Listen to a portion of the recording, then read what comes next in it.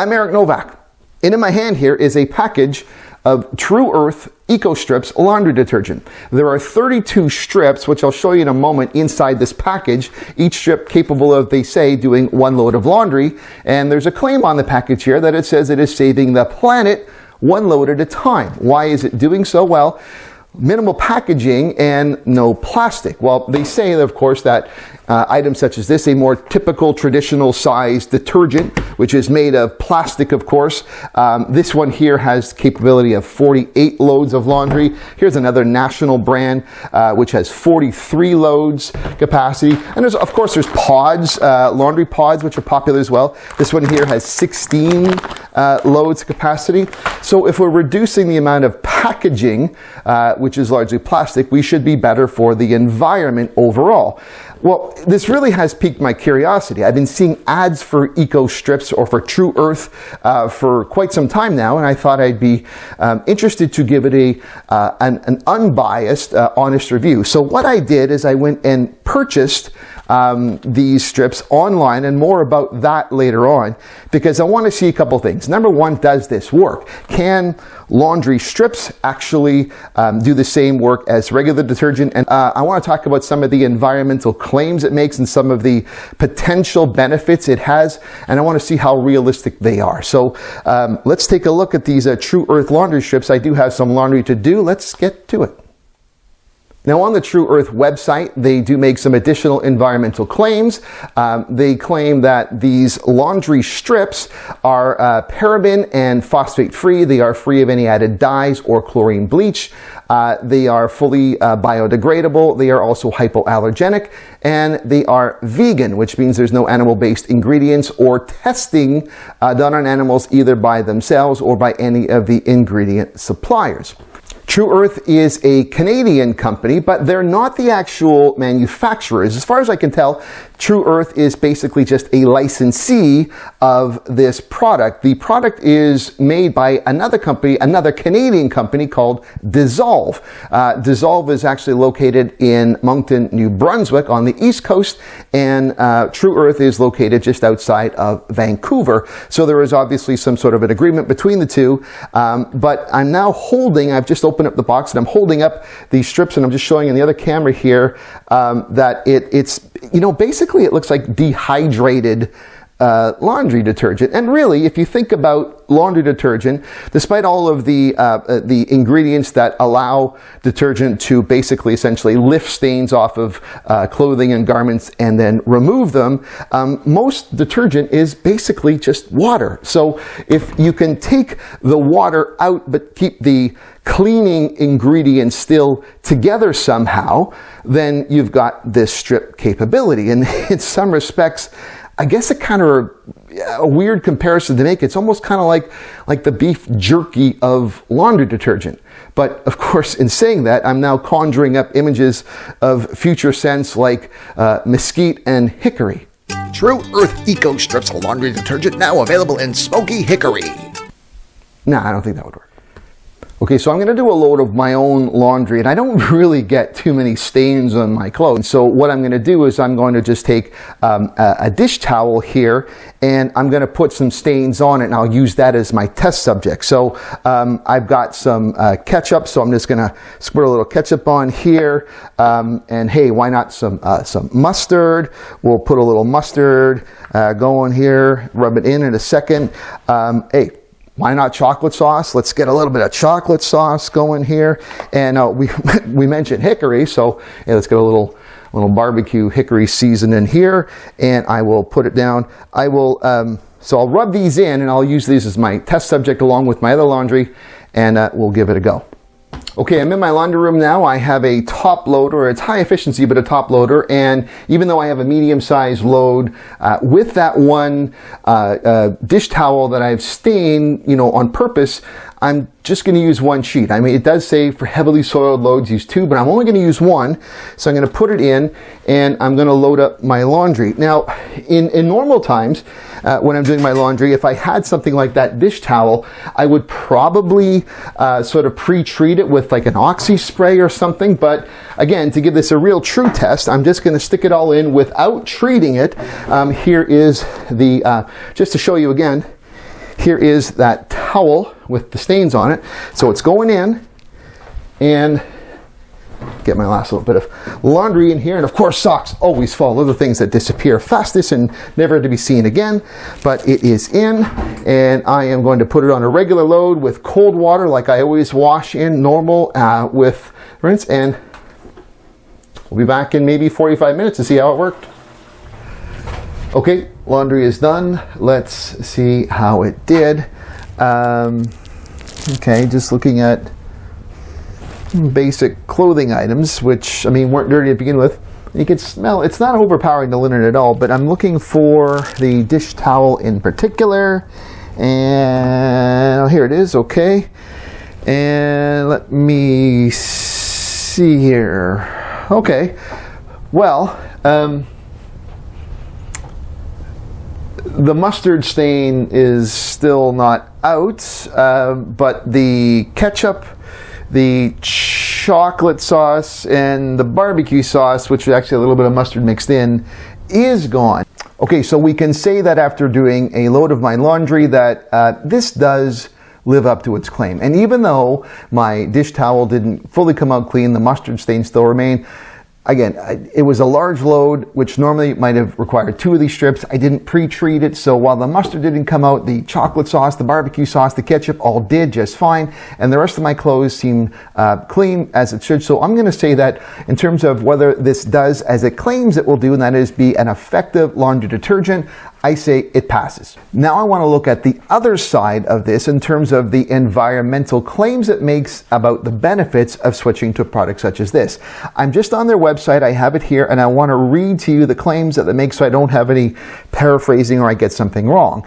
It says here on their website, on Tru Earth's website, that over 30 billion loads of laundry are done in North America each year. I'm not sure exactly where that statistic comes from, but sounds reasonable to me. And the environmental impact, of course, would be massive. It says that a load's worth of laundry today using a leading liquid detergent weighs in at over 40 grams, whereas the single Tru Earth Eco Strip weighs less than 3 grams. So that's a net weight savings of 94%. If everyone switched to Tru Earth Eco Strips, the annual eco savings would be enormous. They claim it would eliminate 1 billion plastic jugs, saving 700 million of them from going to landfills. Because as we said before, while things like this are recyclable, a lot of stuff doesn't make it ultimately to recycling and it ends up in landfill. It also says that it would save truck fuel and the CO2 equivalent of taking 27 million cars off the road for a day, or the planting of 9 million trees. Those are big numbers. But to be completely honest with you, those are also numbers that I have a problem with. And the reason why is because right in the first line they talked about that says if everyone switched to Tru Earth Eco Strips. And the reality is that's not going to happen for a number of reasons. Number one is there are many different laundry detergents out there that are made by a lot of prominent multinational brands. To suggest that at any point in time we are going to see all of these leading brands that have decades of brand power and attachment to the average consumer suddenly disappear and seeing these take its place, well, look, hey, I love visioning and big dreams, but that's really somewhat unrealistic to expect. And a significant reason why it's unrealistic to expect is, quite frankly, the business model of Tru Earth itself. In order for me to buy these 32 strips, I went online and I ordered them to be delivered to my home. It took 2 weeks through regular post to get here. Most of the time, I don't think more than 3 or 4 days ahead when I'm looking at my grocery needs, because let's be real, laundry detergent is something we typically associate with our regular groceries. We look at laundry detergent the same way we do with toilet paper or bread or cereals. We put it on a list, we're running low, we go and get it at the supermarket. We don't think 2 weeks ahead of time or a month ahead of time. And I know this isn't the only package. You can also buy another larger package of strips. I think it's just under 400 strips, so you're probably good for a year, but nonetheless, you still have some element of pre-forward thinking as to how you're going to buy your laundry detergent. It's going to be a big enough switch for people just to get used to the fact that a strip like this is going to replace our liquids or our laundry pods. So to get people to think, first of all, this works, and then second of all, to think about now I have to completely change the way I acquire my detergent, that's a really big ask. And by the way, when they did order it online and I finally placed that order, I really got annoyed with the continuous upselling. Oh, did you try this or try that? I just wanted to click it. I wanted to get to my order. I wanted to cash out and have it delivered. I know a lot of online e-commerce sites do it. Amazon does it. They all do that stuff. But man, I had to say no about 4 or 5 times before I could finally just get this. That's really going to rub people the wrong way over time, and another reason why I don't like the way it's distributed.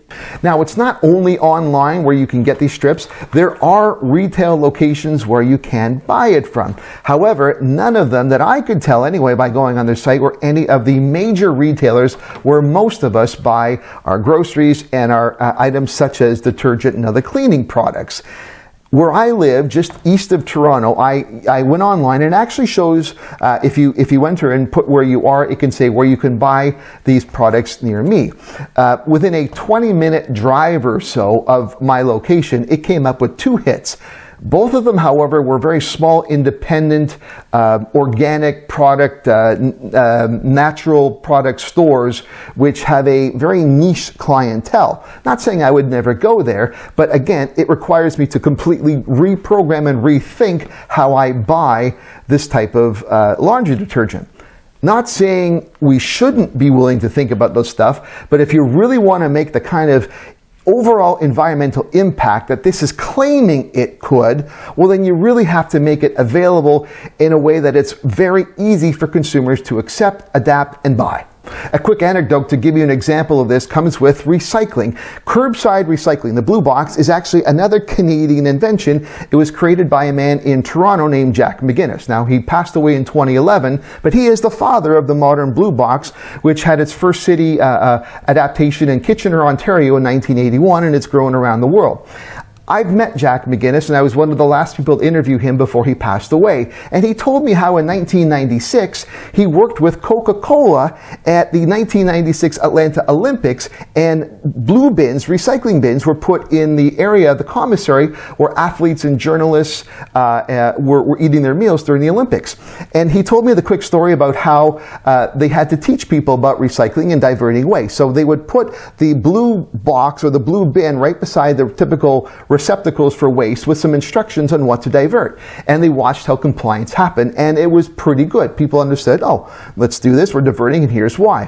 For a day, they did a 1-day experiment where they moved those same blue bins 10 feet away from the trash bins and watched what would happen. Well, to no one's surprise, the compliance dipped significantly because it required some extra effort in order to divert. The next day they moved them back again, compliance went back up. The overall moral of the story and the lesson here is people will want to do the right thing. Our conscience will tell us if it's a good thing to do, let's do it. But they also want it to be easy and convenient. And that's just a truism and a reality of the human condition. So if these strips are difficult to find, difficult to purchase and acquire, it's a pretty heavy expectation to see suddenly we're going to all start buying them. I would much rather see on their marketing the net benefit if you, your individual self, start committing to using this on a regular annual basis. If you do 50 or 70 or 100 loads of laundry in a year, well, what would that mean to a net benefit to you because your individual contribution?